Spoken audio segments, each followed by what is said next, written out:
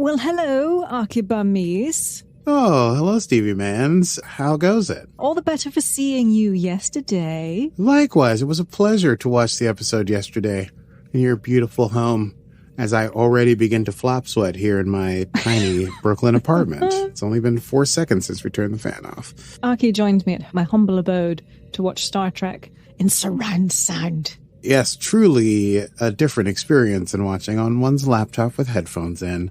Some would say scary. No more tinny audio for you. No. Boom, boom, boom, boom. Lots of booms, bangs, explosions happening.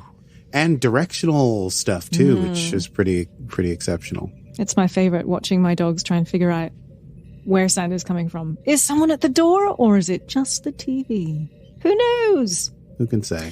Well, welcome to you, dear listener, to Set Phasers, a highly logical Star Trek podcast with we, your hosts. That sounds with weird. we. With we, your hosts, Stevie Mans and... Aki Vermees. Well, Aki, we are here to talk about Star Trek, Strange New Worlds, Episode 6, Lost in Translation. Shall we start the show? Yeah, start the show already. Set Phasers, a highly illogical Star Trek podcast.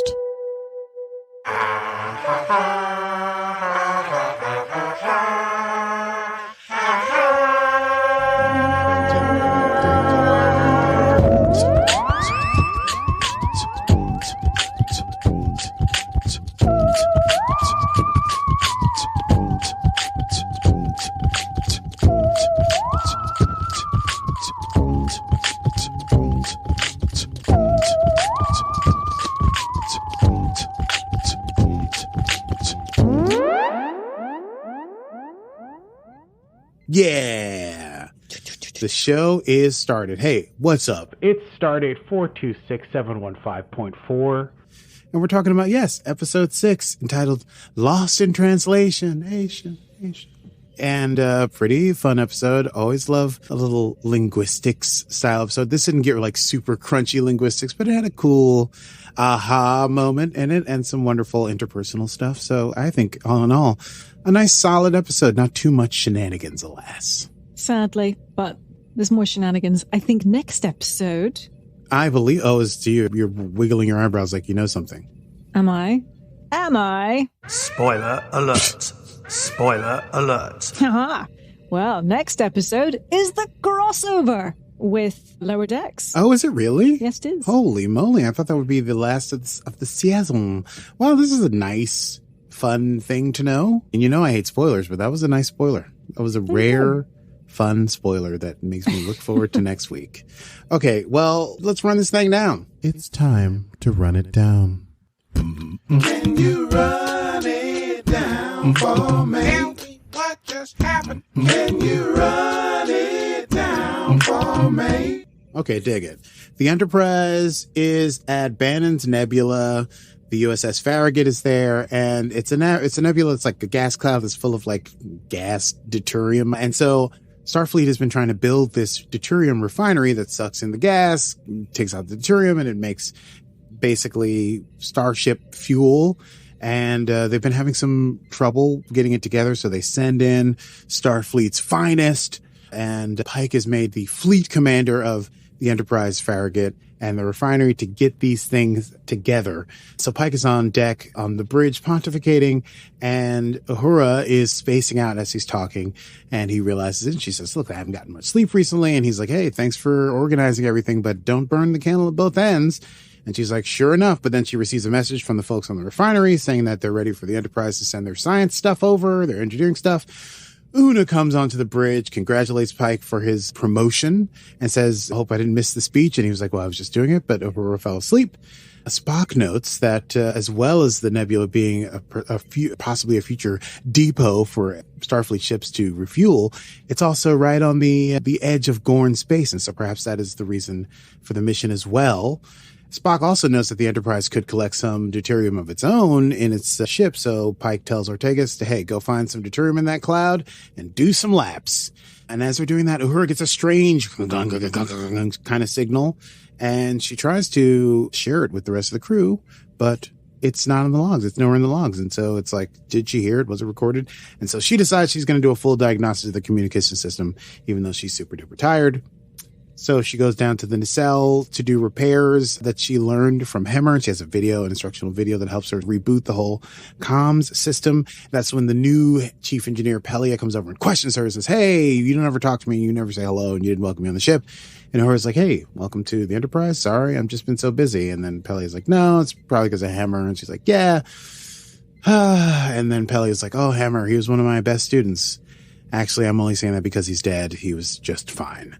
And they have that moment. Then Uhura returns to work. Meanwhile, Pike sends Una down to the refinery because Starfleet believes she's the one that can whip this thing into shape and get this thing finally off the ground.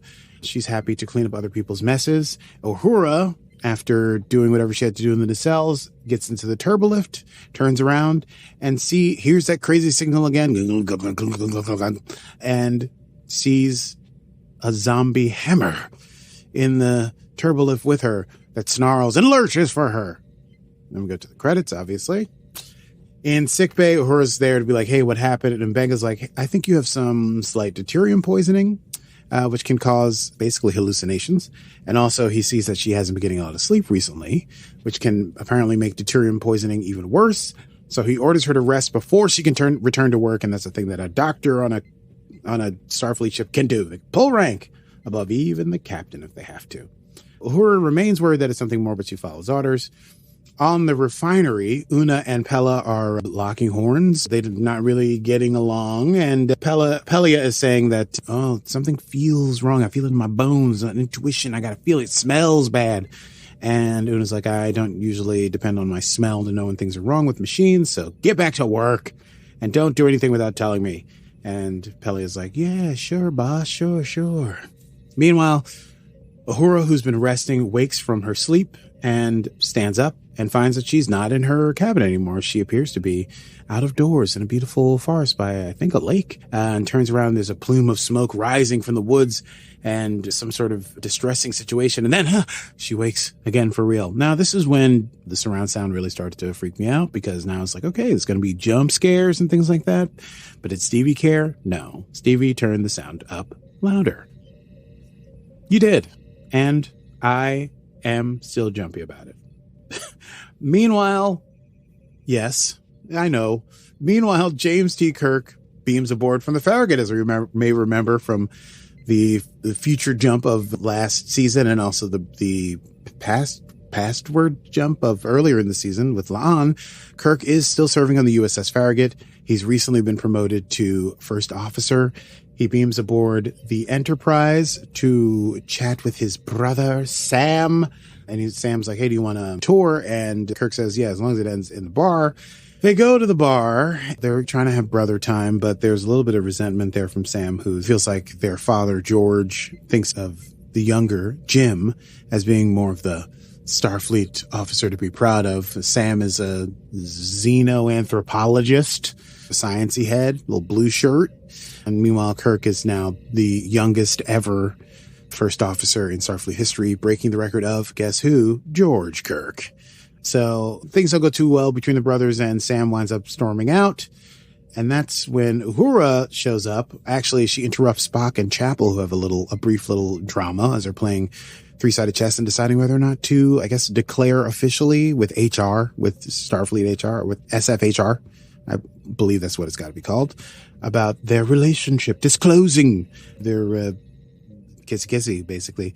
And, well, Spock's like, should we do it? And Chapel's like, well, maybe it's a bit early. She references Schrodinger's cat in the sense that to try and look at the cat is to maybe make it take a state that one doesn't know, whereas if you don't look at it, it could be both living and dead, which is the Schrodinger's cat thing. And Spock's sort of, okay, I guess that works. So you're saying don't tell people so we don't have to figure out what this is. And anyway, Uhura shows up and she's like, hey, just want to let you know, even though I have doctor's orders and I'm supposed to rest, and even Chapel's like, you're supposed to be resting.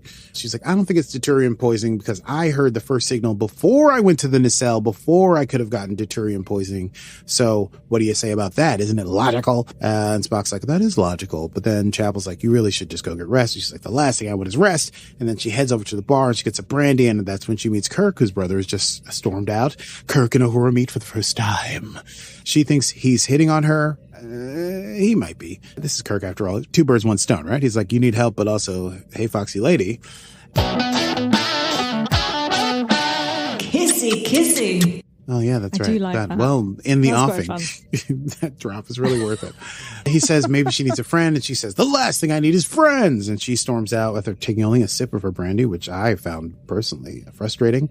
But once she reaches the corridor, the lights are out and flickering, and there's bloodied people everywhere, and she turns around, and there's herself with a menacing face, and she has to fight herself in this darkened corridor, and they exchange a few things, and then she finally gets a hit off on herself, only to find out that she was once again hallucinating, and she hit none other than James T. Kirk in the nose, and his nose is all bloody and messed up. And he's like, I told you I wasn't trying to hit on you. And she's like, oops. So she, instead of going to sickbay and having to fill out all the paperwork for hitting a superior officer, Kirk's like, why don't we just go back to your place, but not in the kissy way. And she's like, I've got one of those skin healer dealies. So she fixes his nose, and Kirk's like, hey, everyone else may think that you're just suffering from exhaustion, but I believe you that maybe there's something else going on here. And he says, he asks if he can take her medical records to his chief medical officer on the Farragut. She says, okay. He says, I'll be right back, and don't punch anyone while I'm gone. Meanwhile, on the refinery, Una and Pelia continue to lock horns or lock heads. I don't know. They're at loggerheads. That's what I want to say. And Pelia has disregarded sort of the spirit of Una's orders. But in so doing, she discovers that there is sabotage.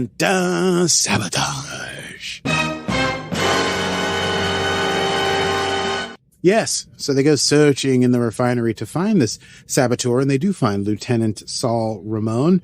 He is definitely hallucinating. He's saying, it's not real. It's not real. He's huddled up in a ball. He does briefly have a lucid moment with Una, but she asks him why he has been sabotaging the station. He says, sabotage. It's not real. None of this is real. None of this is real. So Una reports in the medical emergency. Uhura, meanwhile, has her third vision. She's sitting alone in her room, and then the red alert klaxons go off. So she gets up, goes out of her room, and walks directly onto the bridge. What kind of dream logic is this? Where Pike says they're under attack, and she goes over to her station, and she looks out at the view screen, and it cracks, and it explodes. The view screen only cracks and explodes in weird dreams that people have about Starfleet. It almost never happens in real life, except in the last season of Picard, right? Didn't they break open the... Yeah, because they all got into the force field in order to get rid of... Oh, yes. Amanda Plummer. I can't remember her character's name. Val. Not Val. Val? Please hold. If you want to know, you can Google that. I think it is Val. Vadik. Oh, it's Vadik. Never mind. Anyway, that happened in Picard. That's neither here nor there. Point is, that turns out to be a dream as well, but Uhura wakes up and she's sitting at her station. Everyone's like, hey, aren't you supposed to be resting? And that's when Pike finally is like, let's you and I have a little talk together. And he's like, Uhura, what's going on? And she's like, I can't really explain it. It's just a weird feeling. And he's like, I gotta know. I'm trying to help you, not only as your captain, but as your friend. And as they're having that conversation, Kirk shows up once again. He congratulates Pike on becoming fleet captain, and then says, I was looking for Uhura because he has reports of Lieutenant Saul Ramon having had acting weird, as if he had hallucinations the day before by friends on the Farragut. So they all rush down to sickbay where Ramon is, and he's unresponsive to questions because Mbenga says he has significant damage to his speech and language centers of the brain. Then both Ramon and Uhura hear the sound, and Ramon freaks out, grabs a medical tool, slashes Mbenga, and runs off. Everyone makes sure Mbenga's okay. Then Pike takes a security person and goes after him, and they go after him in 2 teams. Pike and his security person find an injured crew member outside of Astrometrics, and then La'an catches up. The lights are out, and La'an says that Ramon must have cut the power to this part of engineering, so they have the unnamed crew person stay with the other injured crew person, and they go off in the hunt. Meanwhile, Kirk and Uhura are also looking for Ramon, but Uhura has another vision of the walls kind of closing in on her, and she decides, you know what, probably not a good idea for me to be out here. I'm going to head back to sickbay alone. Kirk, you go on. La'an and Pike then meet up with Kirk. We know from episode 3, La'an and Kirk have history that Kirk knows nothing about. Also, it's history in a different timeline. They have history. I wrote that in my notes. But they continue to search. Meanwhile, Uhura, on her way back, still with a phaser, finds a blood stain near the entry to the nacelles. She calls it in, but she heads in instead of waiting for backup to arrive. And she finds Ramon at the console. She attempts to reason with him to prove that she is not a hallucination, whatever he may be seeing around her. But he almost seems to come over to her side, but then freaks out and does his own thing. So she has to try and stop him. They fight each other. She gets disarmed. He pushes her away. She falls into Kirk's arms as he hits a button. Kirk does an emergency transport. The nacelle fuel pod area explodes, and Ramon is jettisoned out into space, dying. So we get back to sickbay. 2 people are dead, Ramon and the officer they found injured on the floor. Mbenga's in surgery, and there's still a lot of things going on. Uhura wants to be confined to quarters. Pike doesn't think it's going to be that bad. He says the Starfleet's given permission to look at Lieutenant Ramon's personal logs. Maybe there's something that can help Uhura. Meanwhile, La'an and Kirk have a brief conversation outside of sickbay. Kissy, kissy, what? But no kissy, kissy. They don't even get into each other's personal space, but sort of they talk to each other about life, the universe, and everything. And Kirk says, I didn't know Uhura before this, but she seemed like the kind of person who has trouble asking people for help. And La'an's like, and you're the kind of person that cannot help but help strangers. And then Jim talks about his dad working in Starfleet and how it is to be a kid and wonder why his dad did so much stuff for strangers, maybe not enough for kids, but now he gets it as he's an older adult. La'an also gets it. And then they part ways, having built a little bit of a rapport avec each other. But Kirk reminds her, hey, you still owe me that drink. Yeah. Back on the refinery. I spelled refinery wrong. Una and Pelia are still not getting along. And Pelia's like, what's the deal? Why do you hate me so much? And Una's like, no reason. I don't hate you at all. And Pelia's like, that's malarkey. Of course you hate me. And Una's like, it's because you're sloppy and you're loose with protocol and you don't follow orders. You're a space hippie. And Pelia's like, I've been called a lot of things. Space hippie is a new one, but I don't think that's it. I think it's something more. I think it's you hide behind protocols because you don't like anyone questioning your decisions. And then Una pulls rank. She's like, hey, why don't you just get your job done? And Pelia's like, okay, fine. I'll do it. She smiles and she says she'll have the station online in a few hours. Meanwhile, Una and Kirk are in Una's room reviewing Ramon's files and listening to him talk about things that he's seeing. Uhura is worried that she's going to suffer Ramon's fate in maybe a day or so. Kirk suggests a break and to have some cookies, and Uhura does not like this, and he tries to make a joke about it, and she's not happy about that. But then she does open up about the shuttle accident with her parents and her sibling, and also Hammer dying, and how she has a fear of losing people, and she can't face death, and it's really scary for her, and how can she be in Starfleet if she can't face death? She doesn't even look at photos of her family anymore because it reminds her of that pain. And Kirk says, hey, remembering them is the only way to combat the deleterious effects that death has on the living. He doesn't say that. He says, quote, you can let death win, or you can fight back. Hold on to them. So then he goes to get cookies. Uhura watches the video of Hammer again. Hammer mentions, hey, you got to dial down the subspace antenna or you can burn out the receiver. Oh, she has an idea. Eureka. So she goes running into the corridor. She runs into Kirk, who has the cookie. She's like, forget about the cookie. I think it could be something about a message. There's a species and maybe they're burning out the thing. And he's like, what? A new species? And he's like, oh, crap. You want to go talk to Sam, don't you? And she's like, we got to. So, in a section entitled Xenoanthropology by me, they go to Sam's lab and they share their ideas. And Sam is like, well, I don't see any life forms in the nebula, but there is a sort of out there theory about extra-dimensional beings being able to briefly, touch our time space and in a way to be able to reach out, maybe not with words, maybe not to communicate directly with speech, but maybe through memories and thoughts. And Uhura's like, yes, memory and thoughts. That's how the universal translator figures things out, by looking at context. And then she's able to put all these hallucinations she's had into context. The walls closing in. We're trapped. Attacking herself because Starfleet is responsible. The ship being destroyed because they're trying to break free. Visions of the ones she loved dying because the same fate is befalling these extra-dimensional beings, Starfleet is killing the aliens. So the Kirks theorize the aliens are bonded to the deuterium in the nebula, and that by harvesting them, they're torturing the aliens.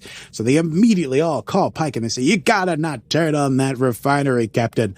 But he's like, "Hey, the refinery turned on 5 minutes ago." And they're like, "What?" So in the final section, I entitled Save the Day, Uhura and Kirk literally run to the bridge. On the refinery, Una and Pelia are unable to get the shutdown to work. Pelia thinks that maybe Ramon did more damage than they even thought. Uhura hears that gunk sound. She has that vision again of the forest and the smoke thing, and she turns around. She's a shuttle, so we know this is her.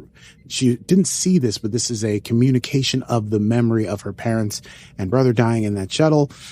Then she's like, "I gotta push through this," and she arrives on the bridge. Having pushed through that, she sees a zombie Hammer standing near the captain's chair, and she's like, "You guys," she explains the whole thing to him and to Pike, and Pike's like, "Are you sure about this?" And she's like, "I'm certain we have to shut it down," but Pike's like, "We can't shut it down, Captain." So hers like, "You got to do an emergency evacuation." So they vent all of the deuterium for the Enterprise and the Farragut, and then blow that station up. Otherwise, we're killing these creatures. So Pike sees Uhura is adamant, looks at Kirk. Kirk's like, she knows what she's talking about. They do it. They blow up the station. Uhura looks over at her hallucination. It's a healthy, happy Hammer who smiles. Healthy, happy Hammer. He smiles. And then he fades away. They did it. Oh, I just hit my microphone. They did it. And Pike says, "I'll take the heat for this," or put the heat on a brash first officer who was running around my ship. But he orders Uhura first to hail Admiral Nagawa on a private channel so he can explain this whole situation to him, and then orders her to get some sleep.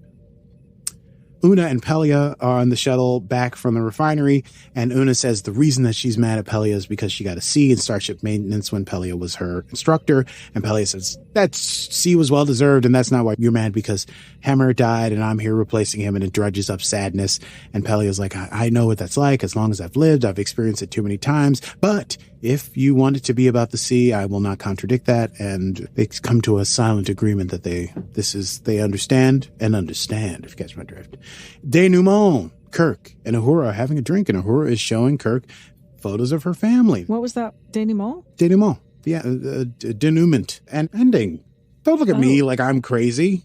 I'm looking at you like you're so intelligent, and I am but a lowly person who is not as educated as you.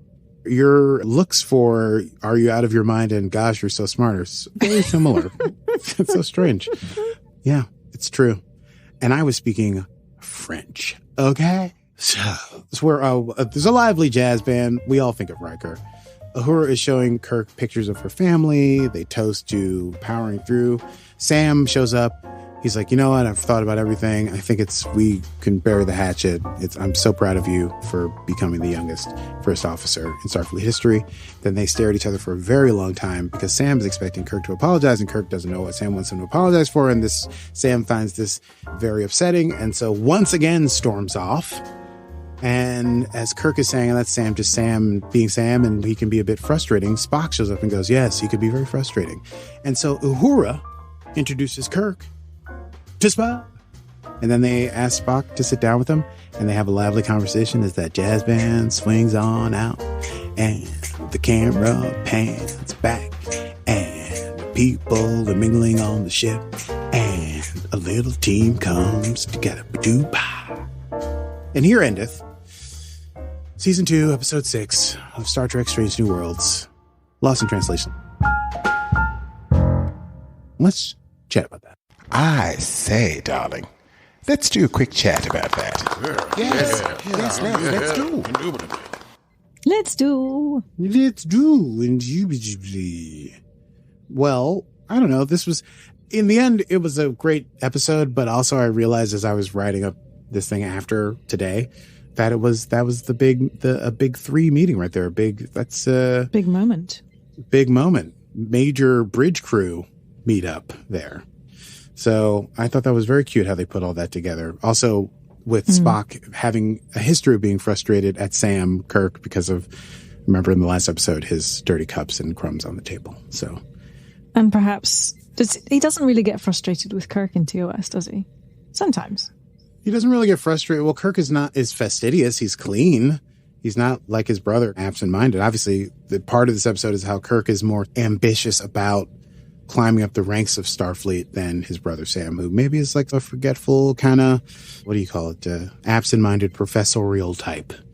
So yeah, I don't think Kirk and Spock ever have disagreements about like cleanliness or doing things together. I think Kirk, he bemuses Spock. Is that the way you use that word? Can be. Spock is confused about Kirk a lot, but they are the best of friends. Wrath of Khan. So it was just nice to see them all come together in this moment. It was very sweet. It was. I thoroughly enjoyed. We have more Trek tropes. We have more throwbacks to TOS. Lots of fun. Lots of fun. I enjoyed this burgeoning possible romance between Kirk and the offspring of his future nemesis, between La'an and James D. Kirk. It'll be a confusing thing if they actually do get together and then he's fighting Khan, but he never mentions La'an in TOS or the movies. Anyway, it doesn't matter. Who cares? But I like their vibe. I think it could be a good moment. What are your thoughts?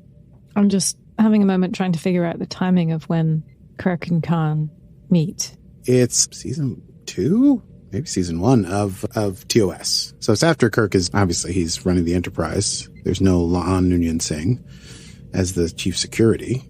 But La'an knows who Khan... Yes, because she almost... she didn't kill him. That was this plot that she foiled.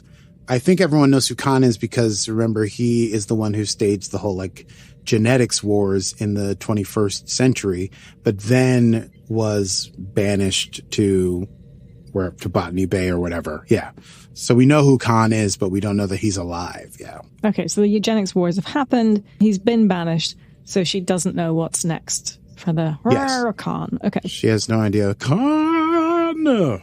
Anyway, maybe they'll get together. Maybe it'll be a sweet little get-together there. La'an needs somebody.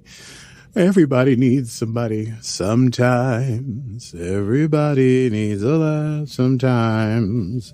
What else happened in this episode that was cool? Oh, Pelia got some fun in there. Pelia got some fun and her little tete-a-tete with number 1. Yeah, she will not be intimidated by number 1 like basically everyone else at Starfleet is. And also express some empathy. And I think Pelia also connected with Uhura early on in the episode. So it's beginning to comfortably assume a role on the Enterprise that is not merely antagonistic or, I'll use the word again, bemusing. The way they brought Hemmer back, and I remember when Hemmer sadly died, they said this was not the last we would see of Hemmer. So this is clearly one viewing, one callback, one flashback, if you will, of Mr. Hemmer. I wonder how else they'll do it. Well, he fell to a frozen death off of a cliff during the Gorn attack. So maybe he's alive somewhere. I don't know. He's also, wasn't his species telepathic? There's lots of options for ways to bring Hemmer back. This is Star Trek we're talking about. The transporter accident, any number of things could happen. But it was really nice to see. I almost called him Bruce Hemmer. It was nice to see Hemmer again. Hemmering. Can't touch this, as I said every time he was on screen last night. You did say that every time. I know, it's a real problem, but hey, usually there's not someone there to hear it. Yeah, it was a great episode. Well, that said...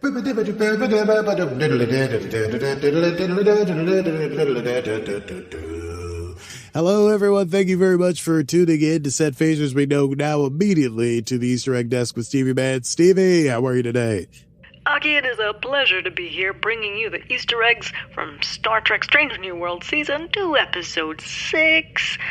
Well, let's start off. We have the deuterium refinery. The action, as we know, takes place where the Starfleet is trying to set up near Gorn space and essentially set up a gas station. So deuterium is part of an actual starship fuel system and is used to create the matter-antimatter reaction that powers the basics of the warp drive, not to be confused with Verterium. Anyway, but what's fun about this is that Ortega says activating the Bussard collectors. We said Bussard. And notes that refueling is underway. Now, the Bussard collectors are the red shiny things at the front of the warp nacelles. And the concept of this is actually real science. This is fun. Okay. I'm on the edge of my non-existent seat. So the real theory is called Bussard ramjets, postulated by physicist Robert W. Bussard, or Bussard. We'll find that out. The idea is that a spaceship scoops up or collects hydrogen and transforms it into fusion. And the near Bussard collector has been around in Trek since TNG. Indeed. We obviously had Hemmer's flashback. We loved that. So technically Bruce Horak is guest starring as both Hemmer and the Nebula alien's telepathic projection of Hemmer. Mm-hmm. Zombie Hemmer. So two versions of Hemmer. Can't touch this. Indeed. Fleet Captain. So Pike is referred to as Fleet Captain in this episode, and he is given command of the refinery and the Farragut, in addition to commanding the Enterprise. Now, Pike insists that it's only temporary, but fans know that Pike, as Fleet Captain, comes from the classic TOS episode, The Menagerie. And no one has a threesome in that episode. But Pike's rank of Fleet Captain was retained even after his injuries rendered him unable to command a starship. Will Strange New Worlds continue to refer to Pike as Fleet Captain forever? Possibly not, but it's a pretty big nod in the direction of the original series. Forever. Fun fact. The Kirk brothers. Now, this is some fun canon. So obviously Sam and Jim reunite in this episode.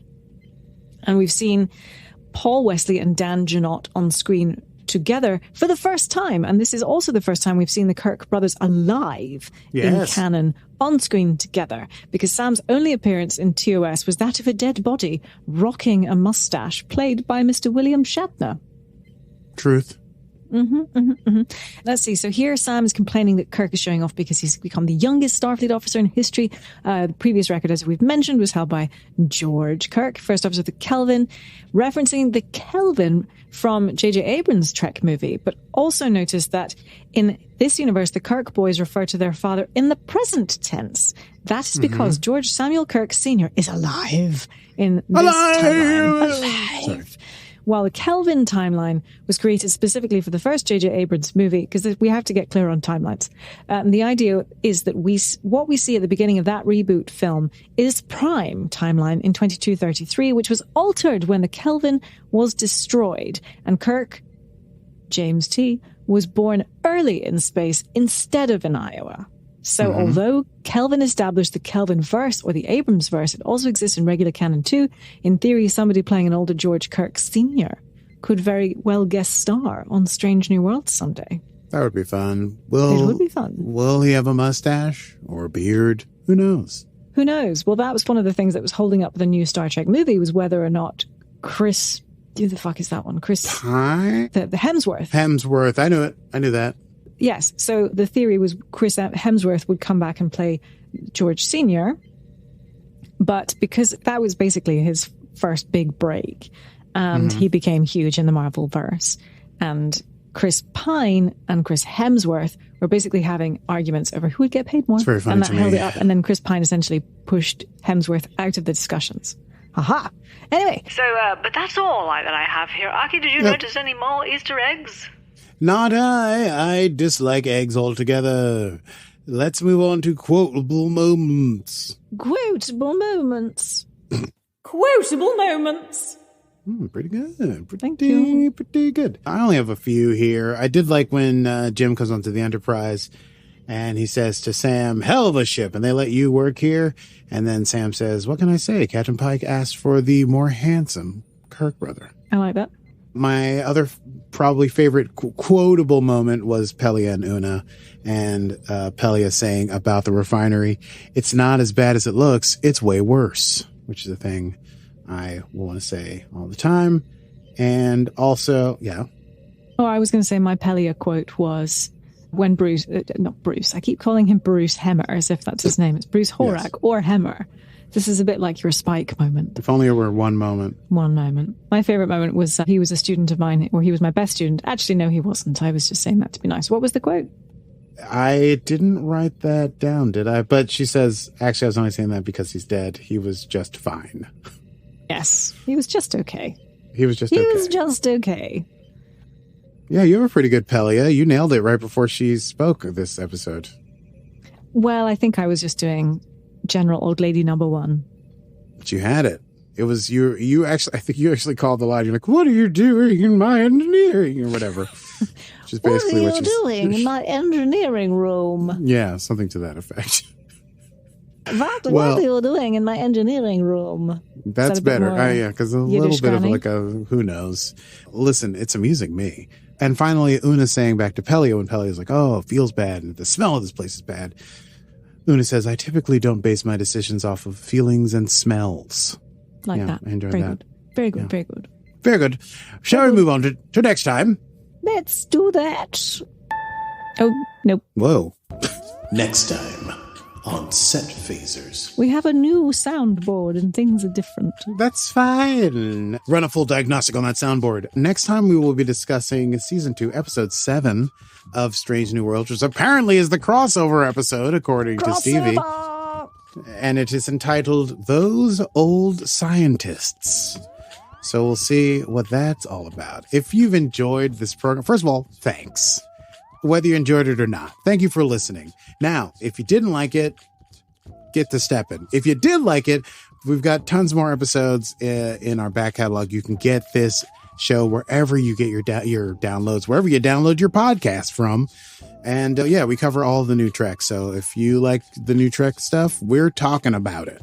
Yes, we are, and we will continue to talk about it. And when, in fact, there might be no Trek because of writer's strikes, we will still be talking about Trek or some other science fiction thing because we think, dear listener, that's what you might like.